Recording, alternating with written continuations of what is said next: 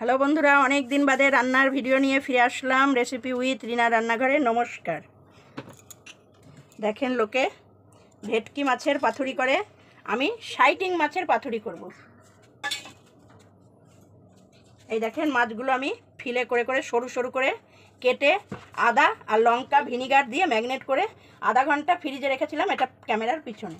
এই দেখেন আমার গাছের কিছুটা লাউ পাতা তুলে রেখেছি, ধুয়ে জল ঝরিয়ে এই যে রেখে দিয়েছি।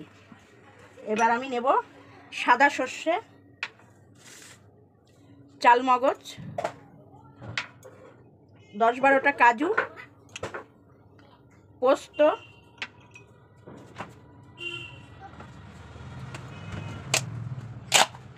আর নেব কাঁচা লঙ্কা।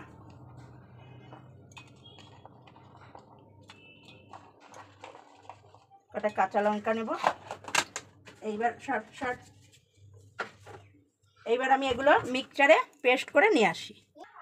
এই দেখেন মিক্সচারে পেস্টটা করে এনেছি আমি, এই যে পেস্টটা করে আনলাম। এইবার আমি সামান্য একটু হলুদ দেব, সামান্য একটু হলুদ দিয়ে দিলাম।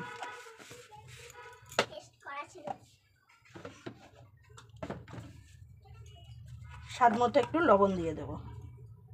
লবণ আগে একটু দিয়েছি ম্যাগনেটের সময়। ভেটকি মাছ দিয়ে লোকে করে, আমি আজকে শাইটিং মাছ দিয়ে লাউ পাতায় পাতুরি করব। স্বাদ মতো একটু চিনি দেবো।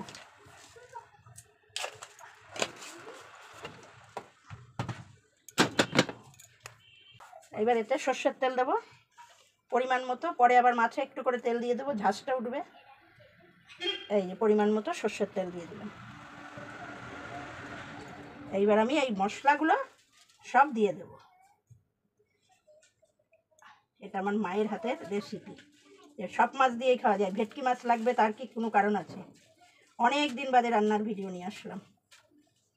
দিয়ে এটাকে ভালো করে মেখে নেব।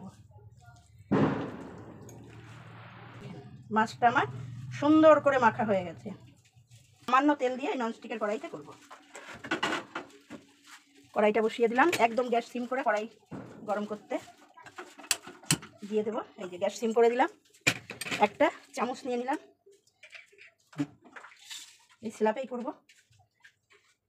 এই দেখেন পাতা, লাউ পাতা ধুয়ে জল ঝরিয়ে রেখে দিয়েছি। এইবার আমি এই যে শাইটিং মাছটা ছোট ছোট পিস আমি 2 পিস করে দেবো, যেহেতু সরু সরু এই মাছ কাটা ফেলা একদম। আপনাদের দুটো করে দেখাই। এই দেখেন এর উপর দিয়ে একটু করে গ্রেভিটা দিয়ে দিলাম। এইবার আমি একটা কাঁচা লঙ্কা দিয়ে দিলাম, এর উপরে একটু সর্ষের তেল দিয়ে